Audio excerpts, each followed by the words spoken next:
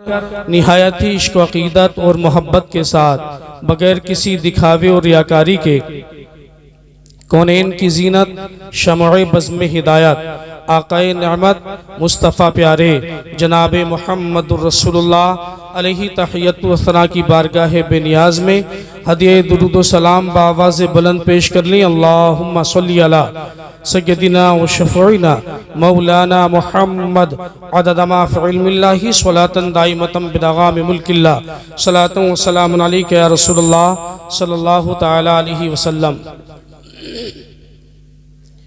मुअज़्ज़ज़ सामीन हज़रात, लाइक़ मुबारकबाद हैं वो हज़रात जिन्होंने आज इस बज़्म नूर के इनेक़ाद करने की कोशिश की। अल्लाह करीम जनाब तफसीर साहब को उम्र दराज़ अता फरमाए। अफसीन साहब को उम्र खैर अता फरमाए। अल्लाह करीम इनकी बहन की भी शादी है, सुना है मैंने, अल्लाह इस शादी को मुबारक फरमाए। मुअज़्ज़ज़ सामीन हज़रात, कुरान पाक की आयत मुक़द्दसा को तिलावत करने का शरफ़ हासिल किया। अल्लाह करीम फरमाता है ख़वातीन व हज़रात से कि ऐ मर्दो, तुम अपनी औरतों के लिए लिबास हो और ऐ औरतों, तुम अपनी मर्दों के लिए लिबास हो। सामीन, इस आयत करीमा में अल्लाह करीम ज़ौजैन को एक दूसरे का लिबास फरमाकर गोया दर्से हयात दे रहा है। जैसे लिबास इंसान को मौसमी लिहाज की हर तरह की परेशानियों से महफूज रखता है, हमें अपनी अहलिया, अपनी मोहतरमा के हर एतबार से, हर परेशानी से, हर दुख व तकलीफ से अपनी अहलिया को महफूज रखने की कोशिशें करनी है। जैसे लिबास सर्दी में हमें सर्दी लगने से महफूज रखता है, जैसे लिबास हमारे अयूब को छुपा लेता है, ऐसे ही मर्दों को चाहिए कि अपनी औरतों के हर ऐब को छुपाएं। उनकी ज़िंदगी के हर गोशे में जैसे लिबास मदद करता है, ऐसे ही उनकी मदद करें। वो प्यारे आका सल्लल्लाहु तआला अलैहि वसल्लम के प्यारे दीवानों, मेरे आका ने इरशाद फरमाया, ओ लोगों, इंसान पर उसकी औलाद के 3 हक हुआ करते हैं। जब वो पैदा हो उसका अच्छा सा नाम रख दे, और जब तो वो तालीम के लायक हो तो उसको अच्छी तालीम और तरबियत दे। तीसरा हक ये है, जब वो बालिग हो जाए तो उसका अच्छा सा रिश्ता कर दे। ओ प्यारे आका के प्यारे दीवानों, मेरे नबी ने इरशाद फरमाया, लोग निकाह चंद वजूहात की बुनियाद पर करते हैं। कुछ लोग तो निकाह इसलिए करते हैं जहां से निकाह किया जाएगा वहां से दौलत मैसर हो जाएगी, जहेज में बंगला मिलेगा, जहेज में गाड़ी मिलेगी, जहेज में दुनिया की आराइश के सामान मिलेंगे। नबी ने फरमाया, जो जहेज के लालच में निकाह करते हैं, अल्लाह तबारक व तआला उनको दुनिया में जलीलो ख्वार फरमा देता है। जो लोग जहेज के लालच में शादियां करते हैं, अल्लाह उनको दुनिया में जलील फरमा देता है। ओ प्यारे, तुमने देखा होगा जो लोग दहेज की डिमांड करते हैं, ससुराल में उनकी कोई औकात नहीं होती, उनकी कोई इज्जत व वकार नहीं होता, मगर वो लोग जो अपने बच्चे की शादी बगैर लालच के करते हैं, अल्लाह उनको वकार अता फरमाता है, उनको इज्जत व हशमत अता फरमाता है। प्यारे आका सल्लल्लाहु तआला अलैहि वसल्लम के प्यारे दीवानों, मेरे नबी ने फरमाया, लोग खूबसूरती देखकर भी शादी करते हैं। नबी ने फरमाया, अगर खाली खूबसूरती देखकर लोग शादी करेंगे, नबी फरमाते हैं अगर शादी खूबसूरती की बुनियाद पर की तो अल्लाह उसके दुनिया में दुश्मन पैदा कर देगा, वो शक्ति हो जाएगा। मेरे नबी ने आगे फरमाया, लोग खानदान की बुनियाद पर शादी करते हैं, जो ऐसा करता है अल्लाह करीम उसको दुनिया में जिल्लत देता है। नबी ने फरमाया, वो लोग ऐसे भी हैं जो दीन देखकर शादी करते हैं। जिसने दीन देखकर शादी की है, नबी फरमाते हैं उसकी दुनिया भी बेहतर हो जाएगी, उसकी आखिरत भी बेहतर होगी। लोगों, शादी दीन की बुनियाद पर करें, जहेज की बुनियाद पर नहीं। और हकीकत यह है कि जहेज हमारे मुआशरे की वो बीमारी है, जहेज हमारे मुआशरे का वो गंदा नासूर है जिसने हमारे मुआशरे की जड़ों को खोखला करके रख दिया। लोग आज मंगनियों में बातें करते हैं, चार लोग बैठे, लड़के का बाप खड़ा होकर कहेगा हमें कुछ नहीं चाहिए, हमें तो बस एक दुपट्टे में लपेटकर बेटी दे दो, इसके सिवा कुछ नहीं चाहिए। लेकिन हकीकत ये नहीं होती साहब, हकीकत ये होती है कि पहले ही मंगनी कराने वाले से पूरी तफसील पूछ ली जाती है। बताओ गाड़ी कौन सी देगा, दहेज में क्या अदा करेगा। ओ दुनिया वालों, ये दिखावा दुनिया के सामने है। रब्बे काबा की कसम, आप हजार दुनिया में दिखावा करो मगर रब्बे काबा से नहीं छुप सकते। उस रब से कैसे छुपोगे जो दिन के उजाले में भी ऐसे देखता है जैसे रात के अंधेरे में भी देखता है। लोग जहेज, आप जहेज मांगकर इतना शर्मिंदा कर रहे हैं ना, लोग इतना शर्मिंदा कर रहे हैं। कभी पूछ कर देखो उस बाप से जिसकी रेश मुबारक सफेद हो गई, रातों को करवटें बदलता है। काश इतना पैसा होता कि अपनी बेटी का जहेज जमा कर लेता। जाओ कभी पूछो उस जवान भाई से जिसकी बहन उसकी दहलीज पर जवानी को पार कर रही है मगर दहेज के पैसे नहीं है। जाओ पूछो उस बूढ़ी माँ से जिसने अपना बुढ़ापा इस आरज़ू में काट दिया। काश दौलत होती तो अपनी बच्ची की शादी कर देती। और दुनिया वालों, तुमने तो दौलत के लिए आज बच्चियों के निकाह करने से दूरी इख्तियार कर ली। साहब ये सच्चाई है, हमारे मुआशरे ने ना जहेज को एक ऐसा उरूज अता किया है, जहेज नहीं तो शादी नहीं, जहेज नहीं तो लड़की का विवाह नहीं। आप अंदाजा करके देखें, आप भी तो किसी के बाप होंगे ना, आप भी तो किसी बच्ची के भाई होंगे, आप भी तो किसी बच्चे की माँ होंगी। सोच कर देखो, आज अल्लाह ने तुम्हें दौलत दी है, आप दहेज दे सकते हो। आज अल्लाह ने तुम्हें सरमाया दिया है, आज तुम अपनी बच्ची की ख्वाहिशें पूरी कर सकते हो। मगर सोचो अगर अल्लाह ने ना दिया होता तो अगर यही हालत उस बेटी वाले की होगी जो आज तुम जिससे दहेज मांग रहे हो, जो उस वक्त तुम्हारी होती जब तुम्हारे पास पैसा नहीं होता।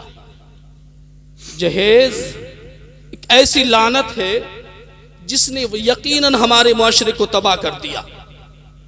मौलाना इरफान साहब ने बताया ना, एक लड़कियों का मदरसा चलाते हम।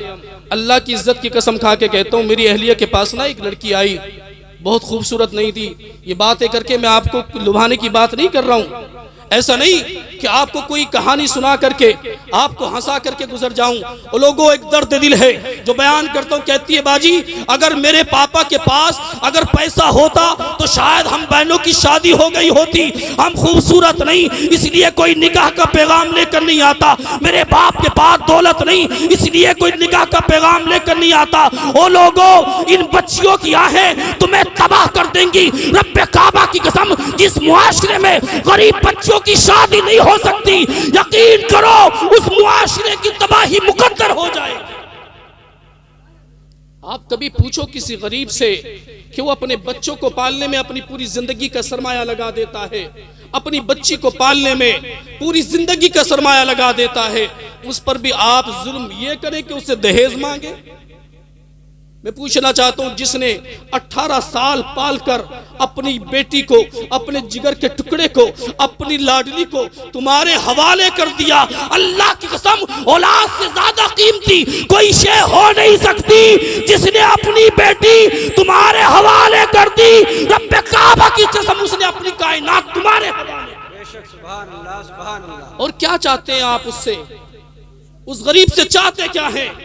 और मैं तो कहता हूं हमें अपनी बच्चियों के बारे में भी सोचना चाहिए, बेटियों के बाप को भी सोचना चाहिए। निकाह का पैगाम ऐसी जगह पर भेजें जो आपके लायक हो, आपसे ज्यादा अमीर ना हो, लोग भी तो आज अपनी बच्चियों का भी निकाह का मामला देखेंगे ना तो अपने आप से बड़ा अमीर देखेंगे, फिर वो डिमांड करता है तो चौराहों पर जाकर बातें करते फिरते हैं कि साहब पैसे मांग रहा है। आप भी देखो अपनी बेटियों के ऐसे रिश्ते जो आपका मद्दे मुकाबिल हो, आपकी तरह जिंदगी गुजारने का आदी हो। वो लोगों आओ देखो, कायनात में एक निकाह से बेहतर कोई निकाह नहीं हो सकता। एक ऐसा निकाह है जिस पे आज भी दुनिया रश करती है। आज सारे निकाह जमीन पर हुए हैं, मगर एक निकाह ऐसा है जो अर्शे मुअल्ला पर अल्लाह तबारक व तआला ने अपने कुर्बे खास में किया। वो निकाह हज़रत अली और सैयदे कायनात फातिमा ज़हरा का निकाह है। जानते सरकार कायनात सल्लल्लाहु तआला अलैहि वसल्लम की दुख्तर नेक अख्तर, मेरी और आपकी सारी कायनात की जान, जिनकी जूतियों पर मैं क्या, मेरी औलादे क्या, मेरे आने वाली नस्लें और मेरे पीछे गुजरे हुए मेरे अजदाद, उनकी जूतियां मुबारक पर निछावर। अल्लाह की कसम, सैयदे कायनात जब जवान हुई, साहबी रसूल ने जो सरकार के करीबी साहबात निकाह का पैगाम भेजा, सरकार ने मंजूर नहीं फरमाया। एक दिन हजरत सैयदना उमर फारूक आज़म रज़ी अल्लाह तआला अन्हु ने हजरत उमर रज़ी अल्लाह तआला अन्हु ने हजरत अली करमल्लाहु वजहुल करीम से अर्ज किया, अली क्यों ना आप अपना रिश्ते निकाह सरकार कायनात की बारगाह में लेकर चले, ताकि खातून जन्नत को आपकी ज़ौजा बना दिया जाए, आपकी शरीक हयात बन जाए खातून जन्नत। हज़रत उमर के मशवरे पर हज़रत अली करमल्लाहु वजहुल करीम काशाने नबूवत में हाजिर हुए। सरकार कायनात सल्लल्लाहु तआला अलैहि वसल्लम की बारगाह में निगाहें झुका कर बैठे हैं। मेरे आका ने पूछा, अली किस लिए आए हो? आप खामोश हैं, निगाहें नीची हैं।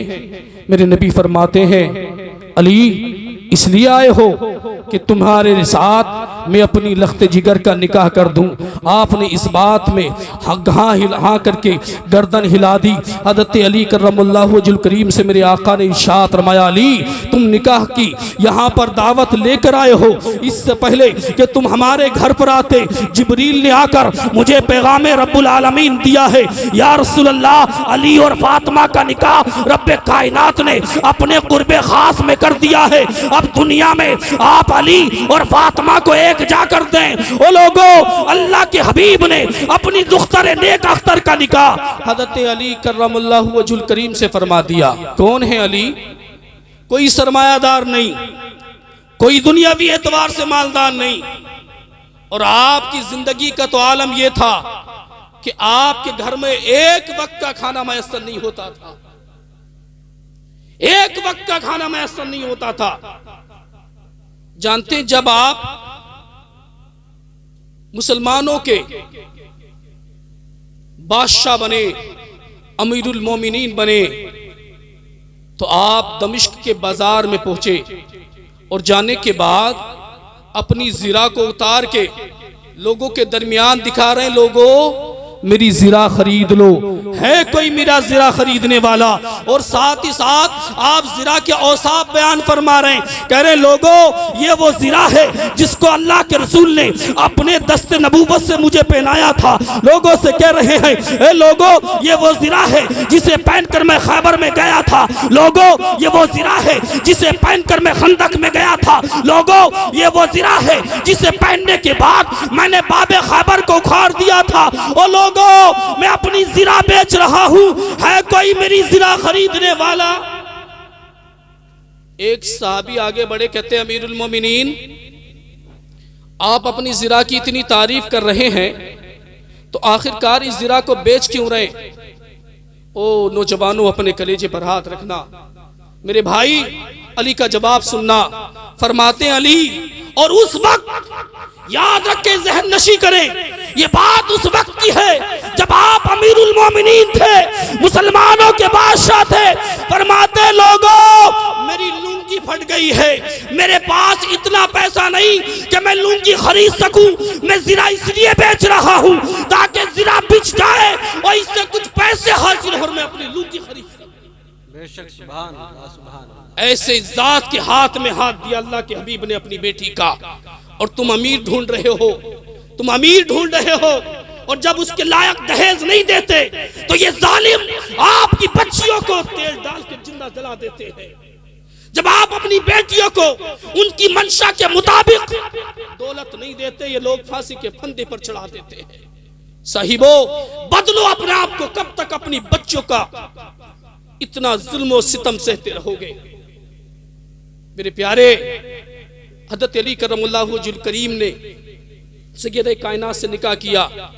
आज अपनी बच्चियों को लोग ढोल और ताशे के साथ विदा कर रहे हैं, डांस और बाजे के साथ विदा कर रहे हैं, डीजे के साथ विदा कर रहे हैं, और फिर सोचते हैं बच्ची ससुराल में जाकर सुकून की जिंदगी गुजारेगी। ओ लोगों, जिस काम को तुमने शैतान को राजी करके किया, और अब ये उम्मीद हर किस ना रखो कि उससे अल्लाह राजी हो जाएगा और उसकी जिंदगी सुकून से गुजर जाएगी।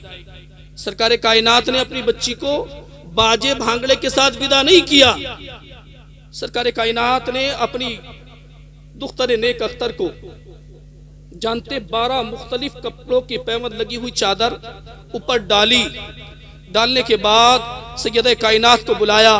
मेरे सरकार को देखकर सैयदा बहुत रोई। मेरे नबी ने सीने से लगाने के बाद इरशाद फरमाया, मेरी दुख्तर नेक अख्तर, रोने की वजह क्या है?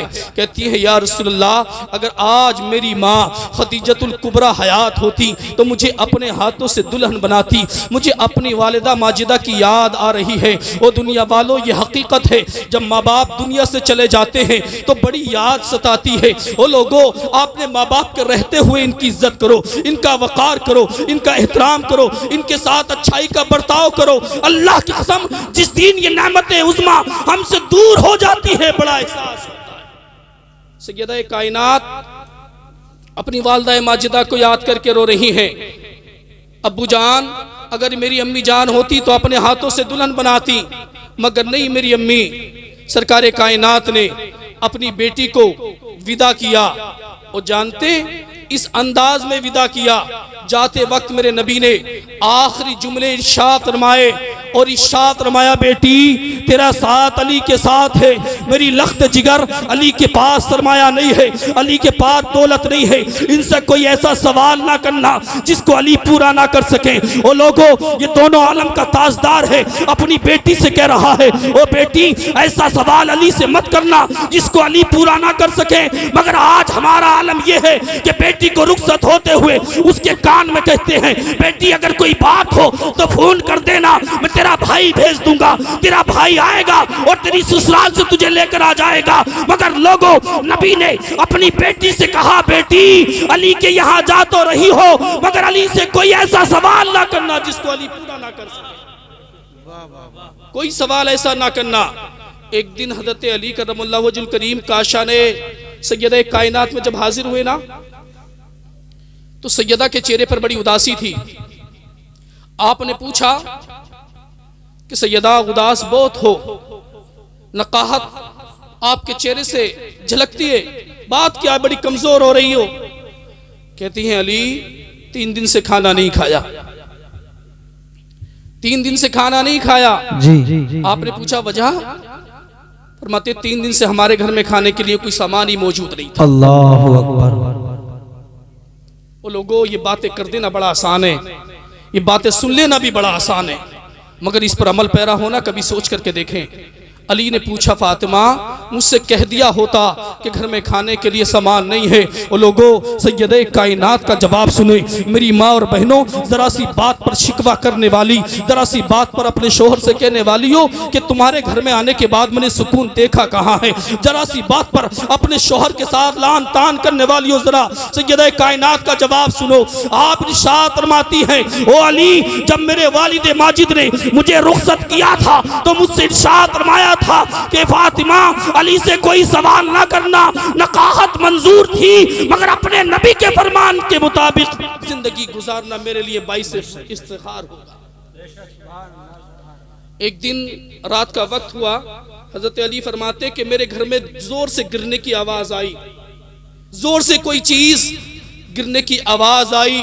मैं जल्दी से उठा और उठने के बाद मैंने देखा सैयदे कायनात नमाज के लिए खड़ी हो रही थी, मगर भूख की वजह से आप खड़ी ना हो सकी, जमीन पर गिर गई। हजरत अली कहते हैं मैं करीब गया, सैयदा कायनात को अपनी आगोश में लिया। मैंने कहा सैयदा इस कदर नाकाहत क्यों है, इस कदर कमजोरी क्यों है? आप फरमाती अली खाना पेट भर नहीं मिलता, इस वजह से नकाहत के आसार हो गए। वो लोगों से कभी सोच करके देखो, ये सैयदा कायनात है, पेट में रोटी नहीं गई, नकाहत के मारे खड़ा नहीं होया जाता, मगर फिर भी इबादत का आलम ये है, अल्लाह को राजी करने का जज्बा ये है कि रात और रात इबादत करती हैं। अली कहते हैं वक्त ये था कि नमाज़े फजर की अजान हो गई और हज़रत सैयदा ने सजदे से सर नहीं उठाया। अल्लाहु अकबर। कहते हैं कि नमाज फजर के लिए जब मैं सरकार के पास जाता था ना मस्जिद नबवी में, तो मेरे आका हर दिन नमाज फजर के बाद पूछते थे अली सैयदा का हाल तो बताओ, मेरी बेटी कैसी है? सुभान अल्लाह। कहते हैं अली सुभान अल्लाह। उस दिन में मारे शर्म के ना जा सका मस्जिद, कि अल्लाह के रसूल मुझसे सुबह पूछेंगे कि अली बताओ मेरी बेटी का क्या हाल है, तो मैं क्या जवाब दूंगा, वो भूखी है? कहते मैंने घर में नमाज अदा की और सुबह सवेरे में काम के लिए निकल गया, मगर मुझे काम ना मिल सका। कहते उदास था और रास्ते में बड़ी उदासी के साथ चल रहा था। अचानक एक शख्स आया, उसने अपने हाथ में एक ऊंट की लगाम थामी हुई थी। कहता है अली मेरा ऊंट खरीदोगे? आप फरमाते मेरे पास पैसा नहीं। कहते इसको उधार खरीद लो, इसको उधार खरीद लो, जब तुम्हारे पास पैसा आ जाए तो मेरा रकम मुझे वापस कर देना। हजरत अली ने 100 दिरहम में वो ऊंट खरीद लिया। और जब कुछ देर आगे चले तो एक नौजवान सामने से आया। आने के बाद कहता है अली क्या तुम अपने इस ऊंट को बेचना चाहते हो? कहा हाँ बेचना चाहता हूँ। बताओ क्या लोगे? कहा 110 दिरहम में बेचूंगा। 110 दिरहम में इस ऊंट को बेच दिया। ओ दुनिया वालों, अब हजरत अली के पास 110 दिरहम थे। हजरत अली पूरा मदीनतुल मुनव्वरा में चक्कर लगा रहे हैं, इधर देख रहे हैं, उधर देख रहे हैं, कहीं वो उसको तलाश कर रहे हैं जिसने ऊंट बेचा था, मगर ऊंट का बेचने वाला ना मिल सका। आपने अपने गुलाम को भेजा, वो दूर दराज ढूंढता गया, मगर को ना मिल सका जिसने ऊंट बेचा था। अल्लाह के रसूल की बारगाह में हाजिर हुए। मेरे सरकार ने देखकर मुस्कुराकर फरमाया अली क्या ऊंट बेचने वाले को तलाश कर रहे हो? सरकार से अर्ज करते या रसूलल्लाह आप कैसे जानते हैं कि मैं ऊंट को बेचने वाले को तलाश कर रहा हूं? मेरे नबी ने फरमाया अली जो ऊंट तुझे बेचने वाला था वो कोई और नहीं, मेरी बेटी फातिमा जब नकाहत की बुनियाद पर नीचे गिरी, अल्लाह करीम ने हजरत जिब्रील से फरमाया जिब्रील जा और एक ऊंट ले जा, अली के हवाले कर दे। बेचने वाला वो जिब्राइल था, और जिसने रास्ते में तुझसे ऊंट खरीदा वो कोई और नहीं बल्कि आसमानों का रहने वाला हजरत मीकाईल थे जिसने तुझे ऊंट बेचा। अल्लाहु अकबर। नारे तकबीर, नारे रिसालत, खानदाने रिसालत, खानदाने रिसालत, नारे हैदरी। सुभान अल्लाह। मेरे भाई अंदाजा करें कैसे जिंदगी है इन लोगों की, घर वक्त के बादशाह है, और हमारे लिए जन्नत का सर्टिफिकेट है साहब इनकी मोहब्बत। बेशक बेशक हमारे लिए जन्नत का सर्टिफिकेट है इनकी मोहब्बत। जिनको अल्लाह करीम ने जिनके शहजादों को जन्नत का सरदार बनाया हो, जिनकी अहलिया को अल्लाह करीम ने औरतों के लिए जन्नत का सरदार बनाया हो, जिसकी इजाजत के बगैर कोई जन्नत में जा नहीं सकता, वो लोगों उनकी जिंदगी देखो कई कई के दिन के फाके से गुजर रही है। अल्लाह। एक दिन हजरत अली करमुल्लाह वजुल करीम शाम के वक्त आए। आने के बाद देखा सैयदा कायनात अपने हाथों से चक्की चला रही है, और जानते चक्की चलाने की वजह से आपके हाथ की खाल उधड़ चुकी थी, खून टपक रहा था। हजरत अली करमुल्लाह वजुल करीम मेरे मौला इरशाद फरमाते फातिमा तुम्हारे वालिदे के माजिद के पास कुछ लोंडी आई हैं, कुछ गुलाम आए हुए, जाओ तुम भी जाकर एक गुलाम मांग लो ताकि वो तुम्हारा हाथ बटाए, तुम्हारे काम में तुम्हारा साथ दे। सैयद कायनात ने अपनी वही 12 मुख्तलिफ कपड़ों की पैबंद लगी हुई चादर को डाला। रात के वक्त सरकार कायनात की बारगाह में पहुंच गई। सरकार ने देखा, आहलन वसालन मरहबा कहा आओ बेटी तुम्हारा आना मुबारक हो। और एक बात मैं आपसे और अर्ज करता चलूं, जब जब सैयद कायनात सरकार कायनात से मिलने जाती थी तो दोनों आलम के ताजदार सैयदा को देखकर खड़े हो जाते थे। वो लोगों जिसके तलवों को बोसा हज़रत जिब्रील दे वो भी सैयदा के आने पर खड़ा हो जाता। सुभान अल्लाह, सुभान अल्लाह। जो इमामत सारे अंबिया की फरमाए, सारे अंबिया जिसका मुक्तदी हो, जिसके पीछे सारे अंबिया इमामत करते हैं, वो सैयदा के लिए खड़े हो जाते। अंदाजा करें किस मर्तबे की मालिक है सैयद कायनात। खड़े हो गए। सरकार कहा बेटी कैसे आना हुआ? हाथ बढ़ा दिए, बाबा जान देखें चक्की चलाती हूँ, हाथ जख्मी हो गए, पानी का मशकीजा लाती हूँ, पीठ जख्मी हो गई। आई इसलिए थी कि अली ने भेजा था कि जाओ सरकार के पास कुछ गुलाम है, सरकार तुम्हें एक गुलाम अता कर देंगे, तुम्हारी जिंदगी बेहतर गुजरेगी। आई इसलिए थी कि एक गुलाम मुझे भी अता कर दें। ओ दुनिया वालों, मेरे नबी इरशाद फरमाते हैं बेटी फातिमा, क्या तुम्हें गुलाम से भी बेहतर कोई चीज़ अता ना कर दूं? क्या गुलाम से भी बेहतर कोई चीज़ तुम्हें ना दे दूं? अर्ज करती है या रसूलल्लाह, बेशक आप बेहतर जानते हैं। आप इरशाद फरमाते हैं ओ बेटी फातिमा अपने घर चली जाओ और हर नमाज के बाद 33 मरतबा सुबहान अल्लाह की तस्बीह बयान करना, 33 मरतबा अल्हम्दुलिल्लाह की तस्बीह बयान करना, 34 मरतबा अल्लाहु अकबर की तस्बीह बयान करना। ओ बेटी फातिमा ये तस्बीह तेरे लिए एक गुलाम से बेहतर होंगी। सैयद कायनात वापस गई। ये नहीं फरमाया कि आपके पास आई तो इसलिए थी कि गुलाम दे दो, आपने तो वजीफा दे दिया। आखिरकार सवाल कायम होता है, अल्लाह के रसूल ने आखिर सैयदा को गुलाम क्यों नहीं दिया? जी सरकार औरों को गुलाम दे रहे, सैयदा को कनीज क्यों नहीं दी? इसलिए कि सरकार की निगाह नबूवत देख रही थी। अगर अली के कहने पर आज मैंने अपनी बेटी को गुलाम दे दिया तो कल का दामाद इसी बात को सबूत बनाएगा और कहेगा देखो ससुराल से मंगवाना जायज है। अल्लाह के रसूल ने अली के कहने पर सैयदा को गुलाम अता कर दिया।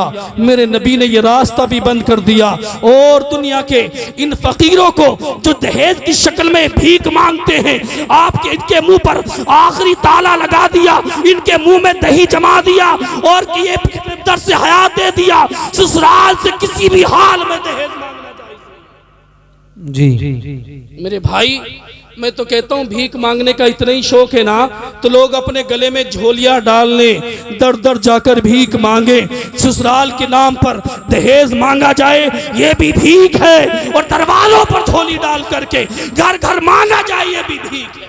जी जब भीख मांगने का इतना ही शौक है तो दरवाजों पर जाकर भीख मांगो, ना कि किसी गरीब बच्ची के बाप से दहेज मांगो, ना किसी गरीब बेटी के भाई से दहेज मांगो, ना किसी गरीब बहन की आबरू से दहेज मांगो। ओ दुनिया वालों, अपने बच्चों की शादियां ऐसी जगह पर करो, इस अंदाज में करो जैसे कि अल्लाह के रसूल सल्लल्लाहु तआला अलैहि वसल्लम ने अपनी बच्ची का निकाह करने के बाद आपको दर्से हयात दिया। बेशक मेरे अजीज सैयद कायनात सलामुल्लाहि अलैहा, आपकी जात बाबरकत, ऐसी अजीम जात की मालिक, ऐसी सब्र व रजा की पैकर, ऐसी शर्म हया की पैकर, आपने जानते हजरत अली करमुल्लाहु वजहुल करीम के बड़े शहजादे हजरत हसनैन करीमैन के सामने किसी ने कहा था, ए हसन तेरी वालिदा बड़ी अच्छी थी। आप फरमाते बेशक मेरी माँ बड़ी अच्छी थी, क्योंकि मेरी माँ के पर्दे का आलम यह था कि हमने कभी भी अपने माँ के सर के बालों को तक नहीं देखा। और आगे इरशाद फरमाते हैं हमने तो किया, मेरी माँ के पर्दे का आलम यह था कि मेरी माँ के सर के बालों को आसमान ने तक नहीं देखा। कभी मेरी माँ आसमान के नीचे भी नंगे सर नहीं।